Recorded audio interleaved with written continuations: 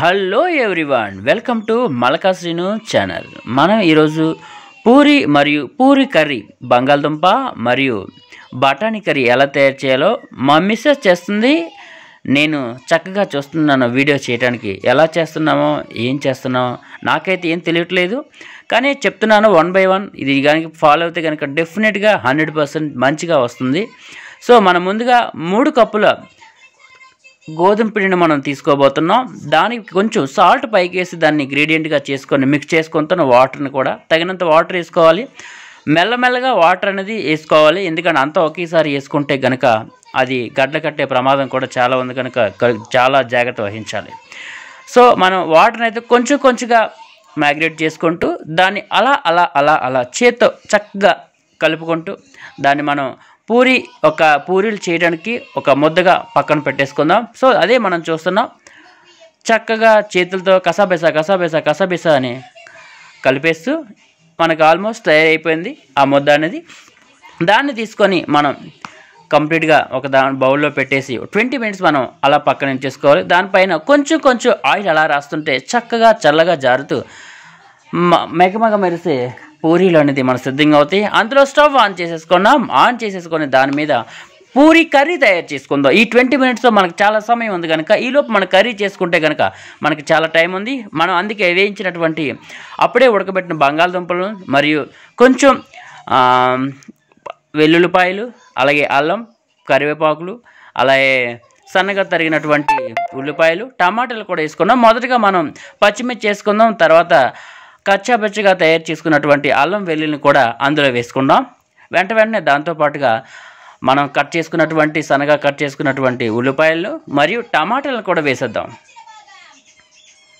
దానిపైన కొంచెం మనం ఆయిల్లో మనం సాల్ట్ వేసుకోవడం జరిగింది. వాటిని కొంచెం ఎర్రగా వచ్చినంత వరకు స్టవ్ మీద అలా అలా అలా అలా వేపించుకుంటే వెళ్ళిపోయిన తర్వాత ఏమొస్తుందో మళ్ళీ చూద్దాం మనం, కమింగ్ సూన్. తర్వాత కొంచెం అందులో సాల్ట్ వేసుకుందాం. సాల్ట్ వేసుకున్న తర్వాత పసుపు వేసుకున్న తర్వాత టమాటాలు వేసేసుకొని మెత్తగా దగ్గర అయిపోయినంత వరకు కూడా దాన్ని అలా అలా అలా తిప్పేద్దాం. అలా మనకు చాలా సమయం ఉంది కనుక.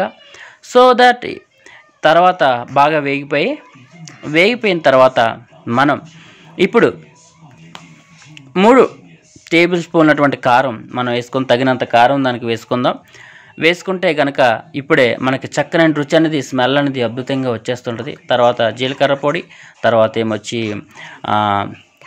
గరం మసాలా మనం వేసేసుకోవచ్చు. ధనియాల పౌడర్ కూడా మనం ఇందులో వాడుకోవచ్చు. తగినంత దానికి తగ్గట్టుగా మనం వేసుకోవడం జరుగుతుంది. దాన్ని అలా అలా మళ్ళీ తిప్పేసి అప్పుడే ఉడకబెట్టుకున్నటువంటి బఠానీలను మెల్లమెల్లగా అందులో కళాయిలో మనం వేద్దాం. వేస్తూ దాన్ని మళ్ళీ గరిటతో అటునుంచిటు ఇటునుంచిటు మొత్తంగా తిప్పేయడానికి సిద్ధమైపోవాలి. దాంతోపాటు మనం చూస్తున్నాం ఇక్కడ పూరీ కర్రీ తయారు చేసే విధానం. పూరీ కర్రీ చక్కగా కమ్మగా ఇంట్లో ప్రతి ఒక్కరు కూడా తయారు చేసుకునే కర్రీ అన్నమాట. ఇది బంగాళదుంపలు మళ్ళీ మనం కొంచెం మనం ఏ సైజులో కావాలో ఆ సైజులో కట్ చేసుకుంటూ కళాయిలో అయితే మనం వేసేద్దాం. కళాయిలో వేసిన తర్వాత మళ్ళీ దీన్ని కూడా అటునుంచిటు ఎటునుంచైనా సరే అలా అలా కళాయిలో తిప్పేద్దాం. చూద్దాం.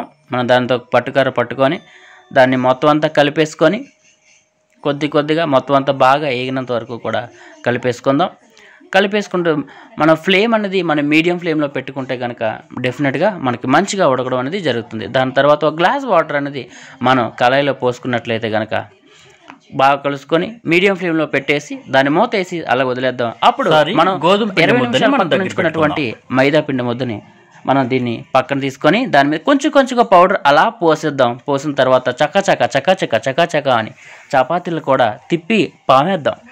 దాని మీద కొంచెం పౌడర్ వేసుకుంటే కనుక మనం అందులో మా బాబు అయితే మాత్రం చపాతీలు చేస్తున్నాడు మంచం మీద. ఎలా చేస్తున్నాడో చూడొచ్చు. కర్రీ అయితే రెడీ అయిపోయింది. కొత్తిమీర, కరివేపాకు వేసుకున్నప్పటికీ చాలా అద్భుతంగా తయారైపోయింది. మనం మరో స్టవ్ మీద మరో ప్యానెల్ మీద మళ్ళీ ఒక కళాయి పెట్టేసి పూరీలు వేపుకోవడానికి ఆయిల్ అయితే చక్కగా తగినంత ఆయిల్ అనేది మనం వేసుకోవాలి. వేసుకున్న తర్వాత హై ఫ్లేమ్లో ఉన్నా కానీ మనం యొక్క ఉడికే విధానం అనేది చూసుకోవాలి. హై ఫ్లేమ్లో ఉంటే కనుక తీసేటప్పుడు ఫాస్ట్గా తీయాల్సి ఉంటుంది. లేదు అనుకుంటే కనుక మనం మాడిపోయే ప్రమాదంలో కూడా మనం పొంచి ఉంది. మిత్రమా, మర్చిపోవద్దు. హై ఫ్లేమ్ అయితే కనుక చాలా జాగ్రత్తగా ఉండాలి. మీడియం ఫ్లేమ్లో పెట్టుకున్నట్టయితే కనుక ఆయిల్ అయితే బాగా హై ఫ్లేమ్లో మరిగించాలి. మరిగించిన తర్వాత మాత్రం మనం తగినటువంటి ఫైర్ పెట్టుకొని ఉండాలి. కర్రీ అయితే రెడీ అయిపోయింది. ఫైర్ కూడా ఆపేసాం, డోంట్ వరీ. దానికోసం అయితే మనకి ఇబ్బంది లేదు. కర్రీ అయితే అయిపోయింది. ఇప్పుడు మన పూరీలు మాత్రమే మనం వేపుకొని వచ్చింది. పూరీలు ఎలా మనం తీయాలి, ఎలా వేపాలి కూడా మీకు వీడియోలో చెప్తున్నాం. సలసల నూనె అయితే మరిగిపోతుంది చక్కగా, బహు చక్కగా. చూడటానికి కూడా చేతులు కనిపెడితే కనుక తక్కువ ఊడిపోయి పూరి అయిపోయే ప్రమాదం కూడా ఉంది. సో దాట్ మనం జాగ్రత్త వహించాలి ఈ పొయ్యి దగ్గరికి వచ్చినప్పటికీ.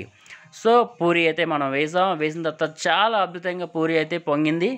మరి దీన్ని ఇంక మళ్ళీ అటు నుంచి మళ్ళీ కూడా తిప్పాలి. దాన్ని పూరి బాగా వేగినంత వరకు కొంచెం క్రిస్పీగా ఉండేటట్టు అయితే కనుక చాలా అద్భుతమైనటువంటి మనం ఈ పూరి కర్రీ కూడా చాలా అద్భుతంగా వచ్చింది. దీని రుచికరం చూస్తే కనుక ఎవరైనా నోరు ఊరాల్సిందే అబ్బా అని చెప్పేసి. ఇది ఎవరైనా ఇంట్లో ఈజీగా చాలా సింపుల్గా అర్థమయ్యే రీతిలో మాత్రం మనం తయారు చేయడం జరిగింది. సో పూరి అయితే కనుక నూనెలో అలా అలా అలా అలా అలా వేగుతూనే ఉంది. ఇది ఎప్పుడు వస్తుందా, ఎప్పుడు తిందామని మా బాబు ఇందాక నుంచి మంచం మీద కూర్చొని డాడీ పూరి నాకు పూరి అంటే ఇష్టం అని అంటున్నాడు. అదిగో తయారైపోయింది మన పూరి మరి కర్రీ. ఈ రెండు కూడా ఎప్పుడు కని విని